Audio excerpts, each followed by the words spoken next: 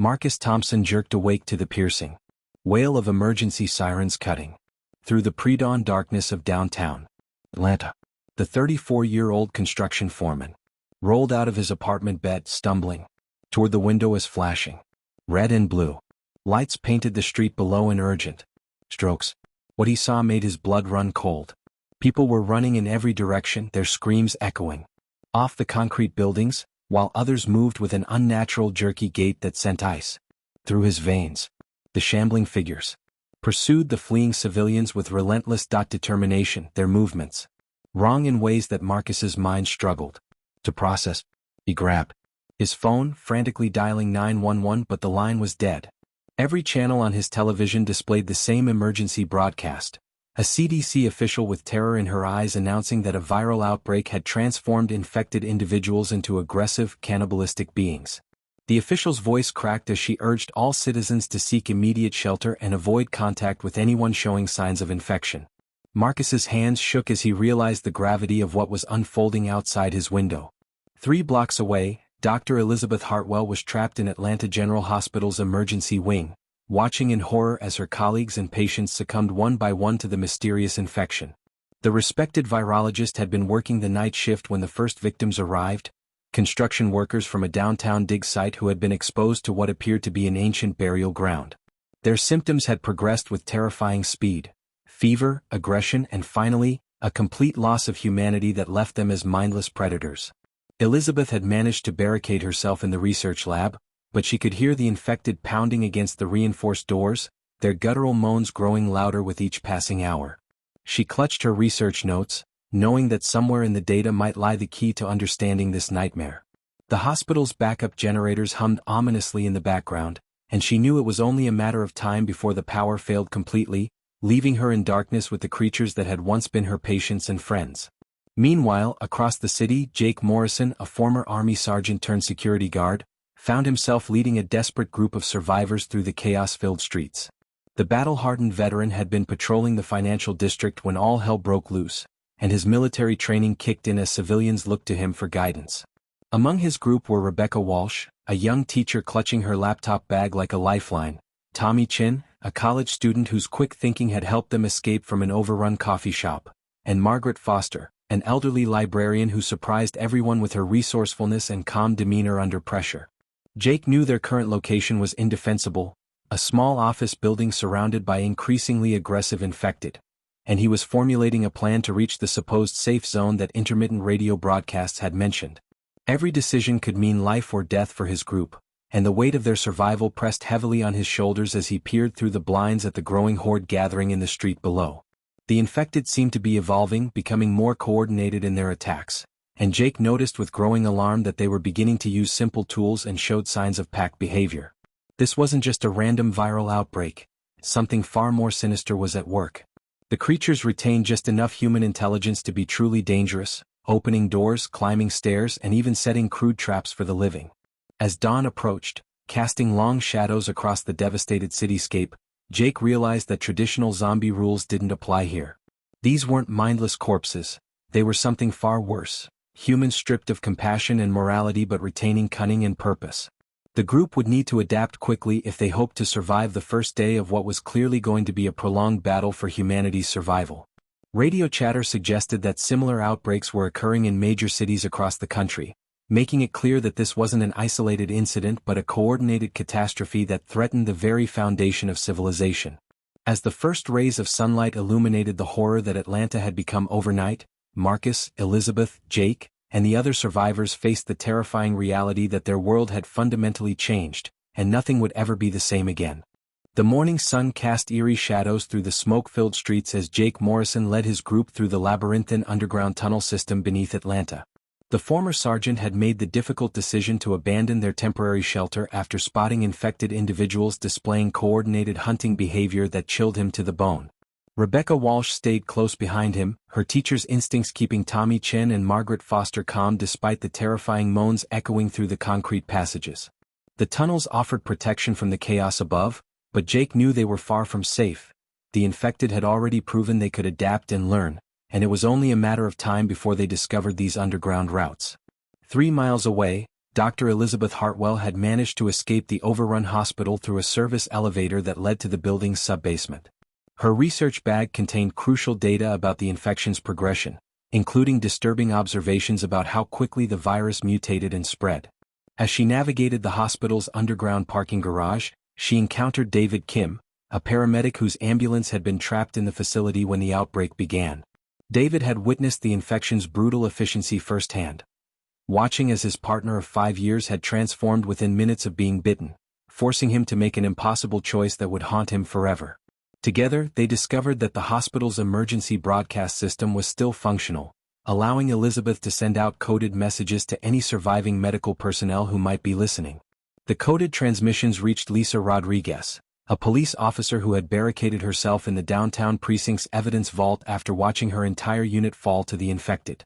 The veteran cop had served 15 years on Atlanta's force, but nothing had prepared her for the sight of her colleagues turning into predators that retained enough human intelligence to use their police training against survivors.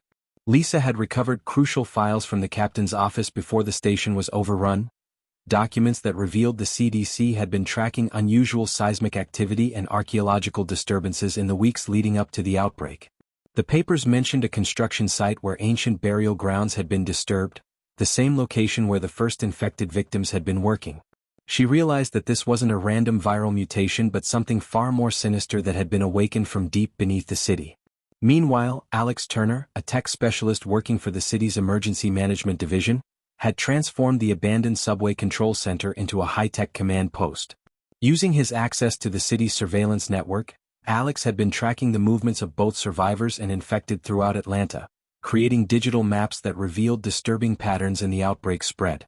The infected weren't randomly wandering, they were systematically clearing sectors of the city, almost as if they were following some kind of strategic plan. His monitoring equipment had also picked up Dr. Hartwell's coded transmissions, and he began working to establish contact with other survivor groups, realizing that coordination would be essential for anyone to survive the next phase of whatever was happening to their city. As the day progressed, the separate groups began converging on the old Atlanta Underground, a network of tunnels and abandoned storefronts that offered multiple escape routes and defensive positions. Jake's military experience proved invaluable as he guided the growing group of survivors through the maze-like passages, but the reunion was marred by tragedy when they discovered the infected remains of Mrs. Patterson, an elderly woman who had been traveling with Margaret Foster since the outbreak began. The gentle librarian's grief was heart-wrenching, but it steeled the group's resolve to find answers and fight back against whatever force had destroyed their world overnight. Dr. Hartwell's preliminary analysis of the infection suggested that it wasn't entirely biological. There were elements that defied conventional virology, almost as if the virus had been designed rather than evolved naturally. The most disturbing discovery came when Alex accessed classified government databases through his emergency management credentials. The files revealed that federal agencies had been aware of potential biohazards at the construction site for months, but had allowed the excavation to continue under pressure from powerful development interests. There were references to Project Lazarus, and mentions of research into reanimating dead tissue for military applications, suggesting that the outbreak might not have been accidental at all. As night fell over the devastated city, the survivors huddled in the underground complex, sharing their knowledge and resources while planning their next move. The infected above seemed to grow more organized with each passing hour, and distant explosions suggested that the military's attempts to contain the outbreak were failing spectacularly. With supplies running low and the infected adapting to overcome every obstacle, the survivors realized they were not just fighting for their lives, they were fighting for the very future of humanity itself, and the odds were increasingly stacked against them. The dawn of the third day brought no relief to the exhausted survivors huddled in the Atlanta underground.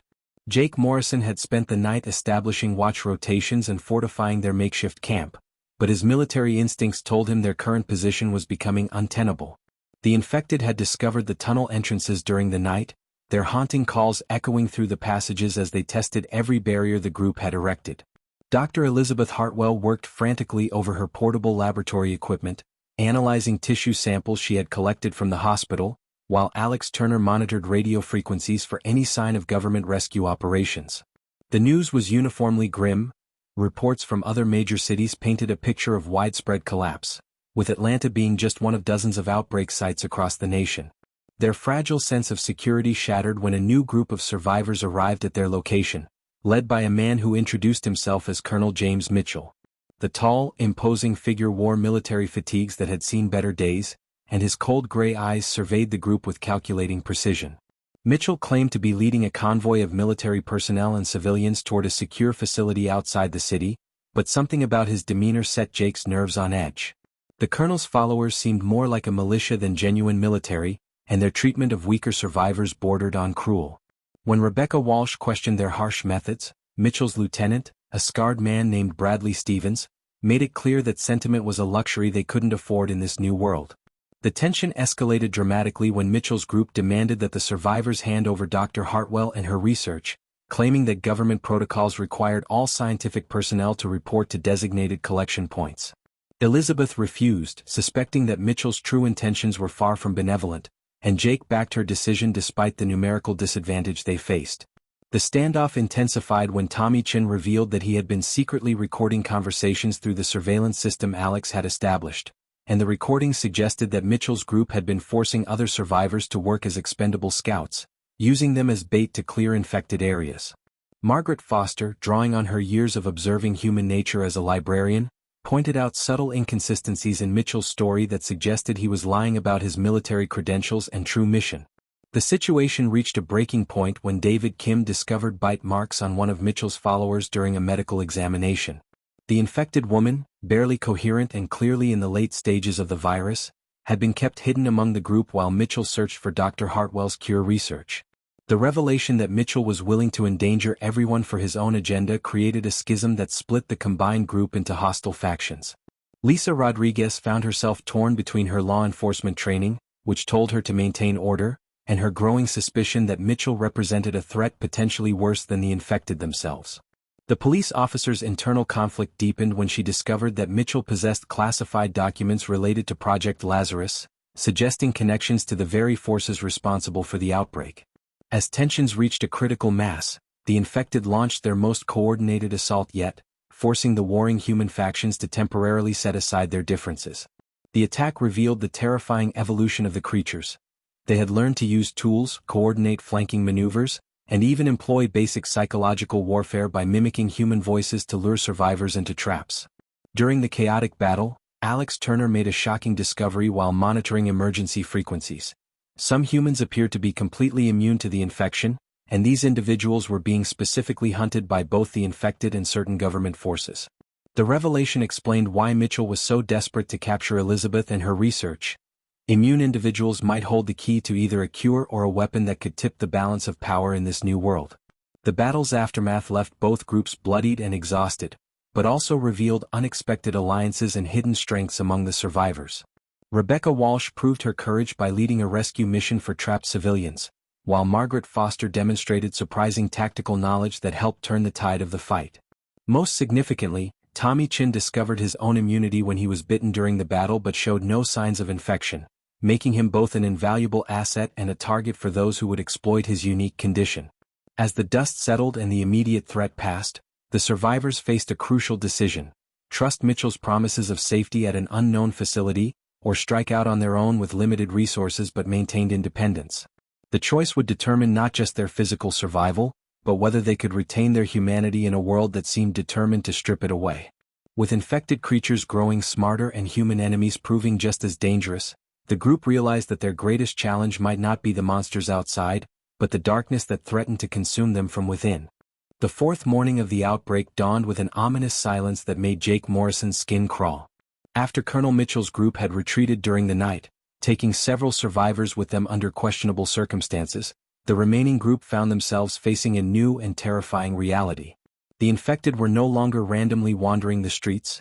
They were hunting with purpose, intelligence, and a coordination that defied everything the survivors thought they knew about the outbreak. Dr. Elizabeth Hartwell's latest observations suggested that the virus wasn't just reanimating dead tissue. It was creating a collective consciousness that allowed the infected to share information and coordinate attacks across vast distances. The implications were staggering and filled the group with a dread that went beyond mere survival instinct. Alex Turner's surveillance network revealed the horrifying scope of their situation as he tracked movement patterns throughout the city. The infected had established what could only be described as patrol routes, with different groups systematically searching specific sectors while others maintained watch positions at key strategic points.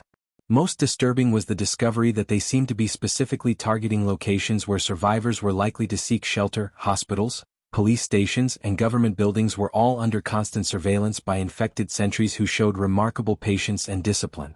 Tommy Chin, still grappling with the revelation of his immunity, became the group's most valuable asset for reconnaissance missions, but the psychological toll of walking among the infected while his friends remained hidden was beginning to show in his haunted expressions and increasingly erratic behavior.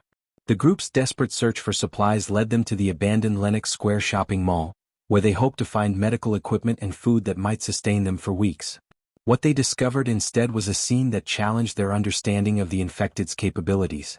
The mall had been converted into something resembling a hive, with infected individuals organized into distinct groups that seemed to serve different functions.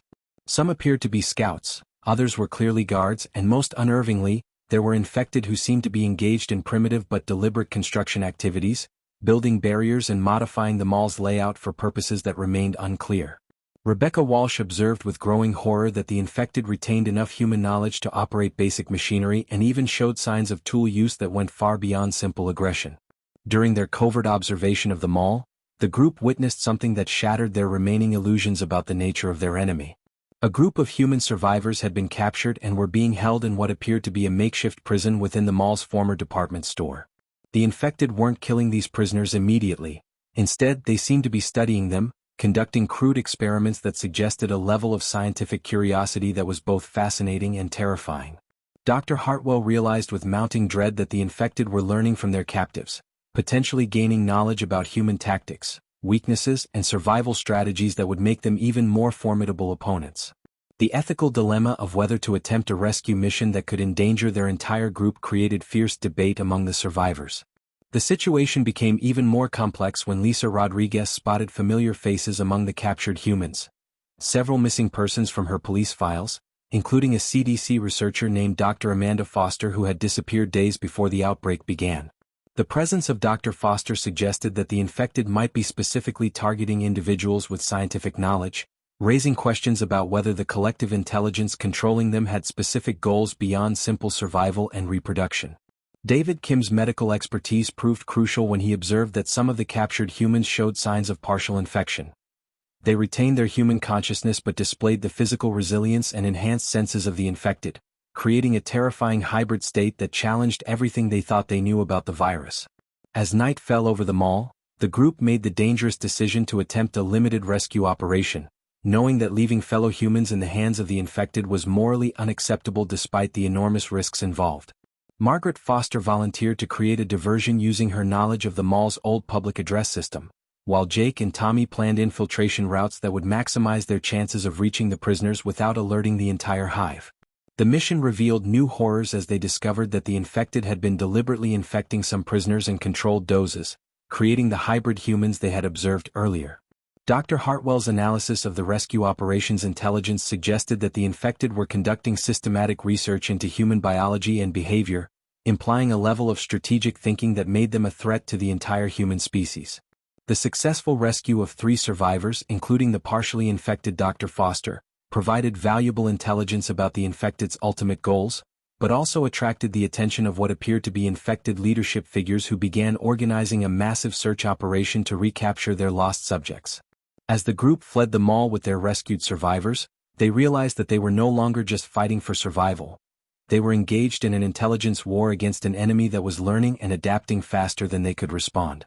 The rescue of Dr. Amanda Foster from the infected mall brought revelations that shattered everything the survivors thought they knew about the outbreak. As the partially infected scientist regained her strength in their hidden underground sanctuary, her fragmented memories began painting a terrifying picture of deliberate biological warfare disguised as an archaeological accident.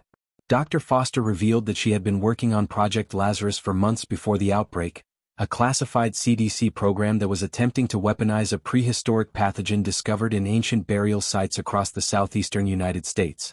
The pathogen, dormant for thousands of years, had been deliberately awakened and modified by government scientists who believed they could control its effects and create super soldiers immune to conventional death. The most shocking revelation came when Dr. Foster, fighting through the mental fog of her partial infection, identified photographs of Colonel Mitchell and classified Project Lazarus documents. Mitchell wasn't a rogue military officer as he claimed. He was one of the project's primary architects, a former special operations commander who had been placed in charge of field testing the weaponized pathogen. The outbreak in Atlanta wasn't an accident or containment failure.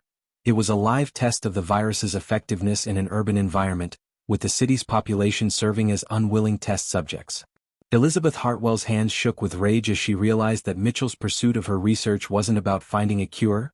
He was trying to perfect the weapon that had already destroyed countless lives.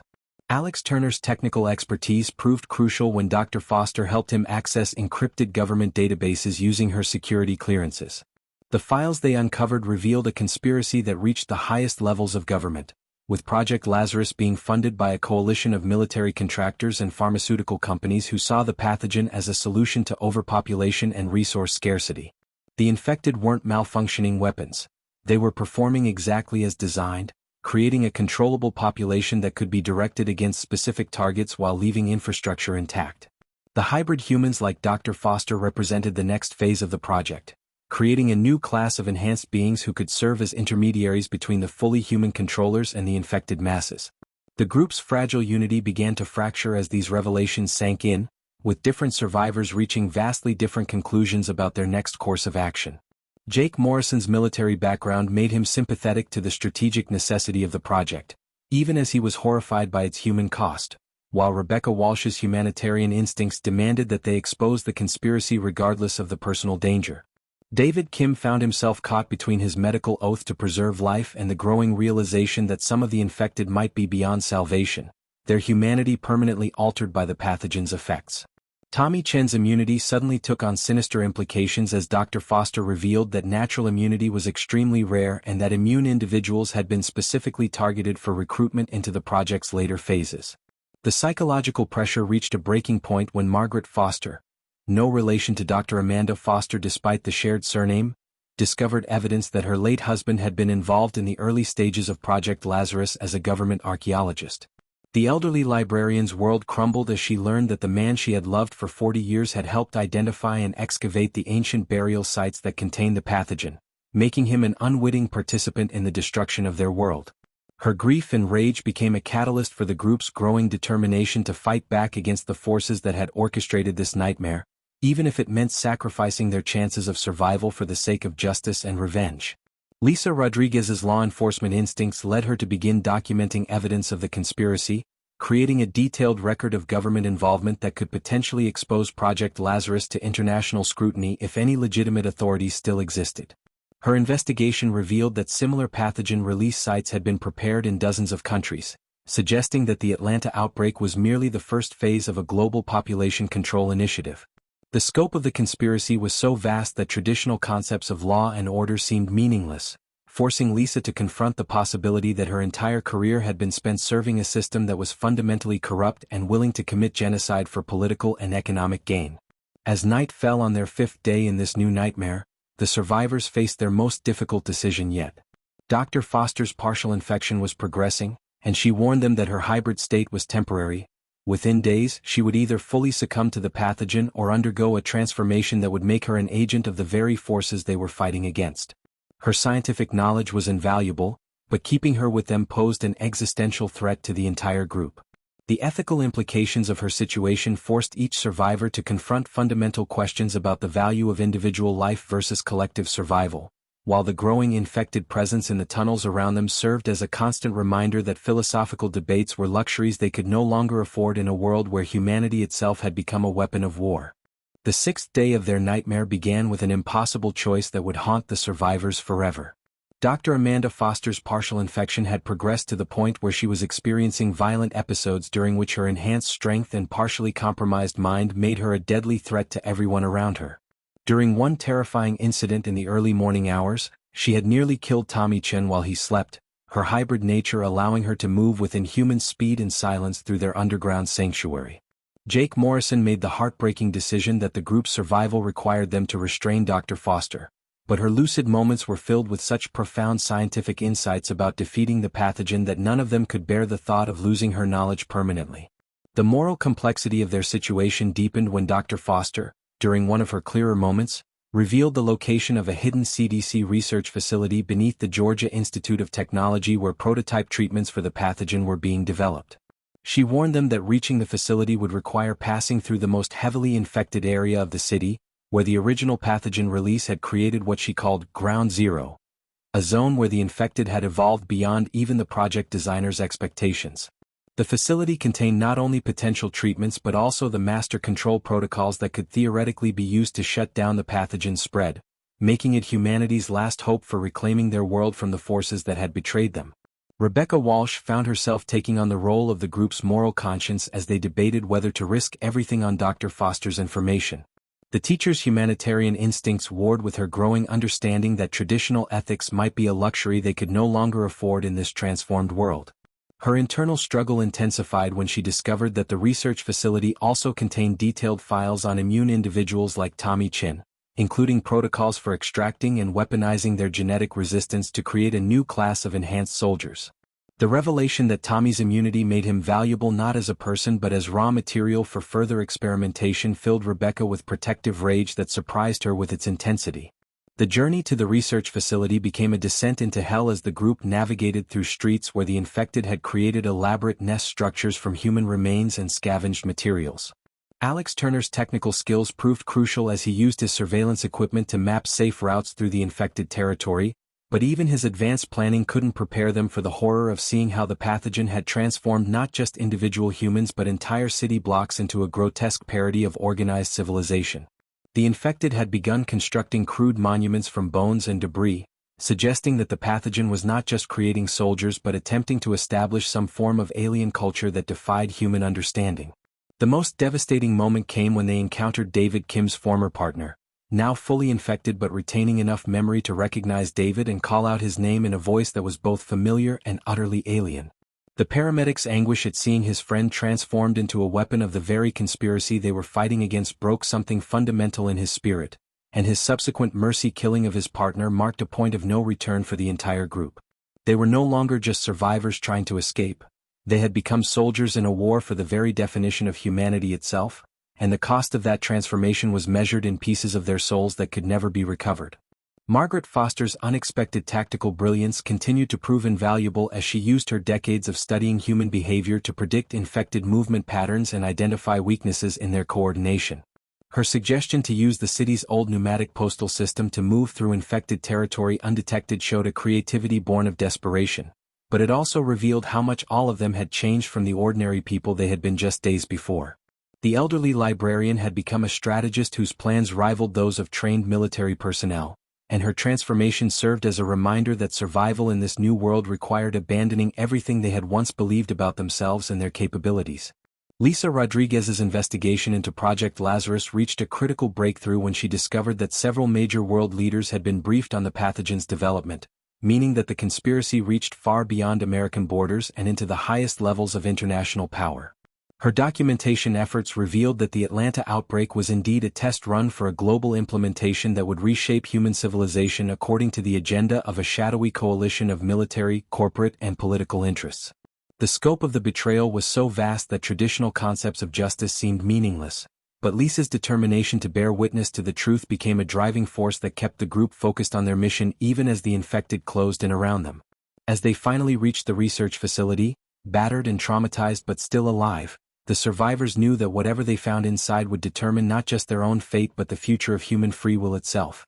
The Georgia Institute of Technology research facility had become a fortress of horrors, its underground levels converted into a nightmare laboratory where the true scope of Project Lazarus was finally revealed. As Jake Morrison led the survivors through the facility's blood-stained corridors, they discovered that the pathogen's creators had been conducting experiments that went far beyond simple biological warfare. The infected weren't just weapons. They were the foundation for a complete restructuring of human society, with the hybrid beings like Dr. Amanda Foster serving as a new ruling class designed to control both the infected masses and the remaining pure humans. The facility's central command center contained detailed plans for global implementation that would have reduced 90% of humanity to controllable drones while elevating the project's architects to godlike status over the survivors. The group's fragile unity shattered completely when they encountered Colonel Mitchell and his forces already occupying the facility's main laboratory. The rogue officer had arrived hours earlier with a team of enhanced soldiers, hybrids who retained their human intelligence while possessing the physical capabilities of the infected. Mitchell's presence wasn't coincidental. He had been monitoring their movements since the mall rescue, using Dr. Foster's deteriorating condition as a tracking beacon that led him directly to their location. His cold smile as he greeted them revealed the depth of his manipulation, and his casual revelation that he had been the one feeding information to the infected about survivor locations throughout the city filled the group with a rage that transcended mere survival instinct. The confrontation escalated when Mitchell offered them a choice that epitomized the moral bankruptcy of Project Lazarus: join his enhanced forces and help implement the global pathogen release, or watch as he used the facility's broadcasting equipment to accelerate the infection process in every major city worldwide. Rebecca Walsh's refusal was immediate and absolute, but her defiance triggered a brutal assault by Mitchell's hybrid soldiers that separated the group and scattered them throughout the facility's maze-like structure. Tommy Chen's immunity made him Mitchell's primary target, and the young man found himself hunted through the laboratories by creatures that retained human cunning while possessing superhuman strength and endurance. The battle for the facility became a desperate race against time as Alex Turner worked frantically to access the command systems that could potentially reverse the pathogen's effects. His technical expertise was the group's only hope of stopping Mitchell's plan, but the facility's security systems had been designed to prevent exactly the kind of interference he was attempting. Meanwhile, Dr. Elizabeth Hartwell made a devastating discovery in the research files. The pathogen was designed to be irreversible after a certain point, meaning that most of the infected could never be restored to their original humanity. The cure they had been seeking didn't exist. Only a shutdown protocol that would prevent further spread while leaving the current infected population in their transformed state permanently. Margaret Foster's tactical brilliance reached its peak as she coordinated the survivors' resistance using her intimate knowledge of the facility's layout gained from studying architectural plans in the archives. The elderly librarian had become a master strategist whose improvised weapons and defensive positions allowed the outnumbered group to hold their ground against Mitchell's superior forces. Her sacrifice came when she deliberately triggered a containment protocol that sealed off the main laboratory, trapping herself with several hybrid soldiers while buying the others precious time to reach the command center. Her final radio transmission to the group was characteristically calm and determined. She had lived through enough history to know that some battles were worth dying for. David Kim's medical expertise proved crucial in the facility's final moments as he worked to stabilize Dr. Foster long enough for her to access the shutdown protocols using her hybrid-enhanced interface capabilities. The paramedics' steady hands and unshakable focus under fire kept their only hope alive even as Mitchell's forces closed in around them. Lisa Rodriguez's law enforcement training made her the perfect person to coordinate the group's defensive perimeter, her tactical radio communications keeping everyone informed of enemy movements while directing their limited ammunition to maximum effect. The police officer's documentation of Mitchell's crimes continued even during the battle, her determination to bear witness to the truth transcending her immediate survival needs. The climactic moment arrived when Tommy Chen, cornered in the facility's core laboratory, made the ultimate sacrifice by allowing Dr. Foster to use his immunity as a genetic template for the shutdown protocol. The process would save humanity but cost him his life, and his quiet acceptance of this fate demonstrated a courage that inspired the entire group to fight beyond their physical limitations. As alarms blared throughout the facility and Mitchell's forces launched their final assault, the survivors realized that victory would come at a price that would forever change the meaning of their triumph. The shutdown protocol was within reach, but implementing it would require them to hold their positions against overwhelming odds while Dr. Foster completed the complex activation sequence that represented humanity's last hope for freedom from the nightmare that Project Lazarus had unleashed upon the world. The dawn of the seventh day broke over Atlanta with an eerie silence that spoke of victory's terrible cost. Dr. Amanda Foster's hybrid consciousness had successfully interfaced with the shutdown protocol, using Tommy Chen's genetic immunity as the key to halt the pathogen's spread across the globe. The young man's sacrifice had not been in vain. Satellite feeds from Alex Turner's remaining surveillance equipment showed infected populations worldwide entering a dormant state, their aggressive behavior replaced by a passive existence that would allow the remaining human population to rebuild without constant threat. However, the price of this victory weighed heavily on the survivors' hearts as they emerged from the research facility's smoking ruins, forever changed by the battles they had fought and the friends they had lost along the way. Colonel Mitchell's defeat had come at the cost of Margaret Foster's life, but her tactical brilliance had ensured that his enhanced soldiers were trapped in the facility's lower levels when the shutdown protocol activated. The elderly librarian's final gambit had not only saved her companions but also prevented Mitchell from escaping to implement backup plans that could have prolonged humanity's suffering for decades. Jake Morrison stood at the facility's entrance, his military bearing intact despite the profound grief that marked his weathered features, knowing that Margaret's wisdom and courage had been the foundation upon which their impossible victory was built. Her sacrifice would be remembered in whatever new world they managed to create from the ashes of the old. Rebecca Walsh found herself taking on the role of documenting their experiences, her teacher's instincts driving her to preserve the truth of what had happened for future generations who would need to understand how close humanity had come to total subjugation. The notebook she carried contained not just the facts of their survival but the stories of ordinary people who had found extraordinary courage when their world demanded nothing less than heroism. Tommy Chen's quiet bravery, Margaret Foster's unexpected tactical genius, and Dr. Amanda Foster's struggle to retain her humanity while sacrificing everything for others, these were the stories that would define how survivors remembered this dark chapter in human history. Dr. Elizabeth Hartwell's scientific analysis of the shutdown protocol revealed both hope and sobering reality for the future. While the pathogen could no longer spread or create new infected, the millions of people already transformed would remain in their altered state indefinitely. The infected had become a permanent part of Earth's ecosystem, existing in a dormant state that required careful management and understanding. Elizabeth's research suggested that with proper care and observation, the infected might eventually be integrated into human society as a protected class, their enhanced physical capabilities potentially beneficial for reconstruction efforts if their aggressive impulses remained suppressed. David Kim's medical expertise would prove crucial in the months ahead as survivors across the globe dealt with the psychological trauma of their experiences and the physical challenges of rebuilding civilization with dramatically reduced population numbers. The paramedic had witnessed humanity at both its worst and its best during the outbreak, and his steady compassion would be essential for healing the wounds that went far deeper than any physical injury. His documentation of hybrid physiology from Dr. Foster's transformation provided valuable insights that would help other medical professionals treat the unique conditions that emerged from humanity's brush with extinction.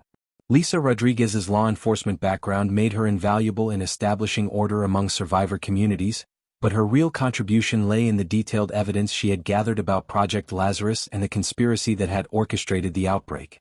Her documentation would form the foundation for tribunals that would hold accountable those responsible for the greatest crime in human history, ensuring that the truth could never be buried or forgotten.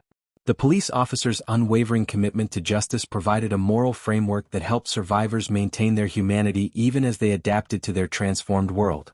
Alex Turner's technical skills became the backbone of communication networks that connected survivor communities across the devastated globe, his surveillance systems repurposed to coordinate reconstruction efforts and share vital information about infected population management. The young specialist's ability to maintain hope through technology and innovation inspired others to believe that human ingenuity could overcome even the most devastating setbacks. His monitoring networks revealed that while major cities lay in ruins, rural communities had often survived intact, providing nuclei around which larger settlements could gradually be rebuilt.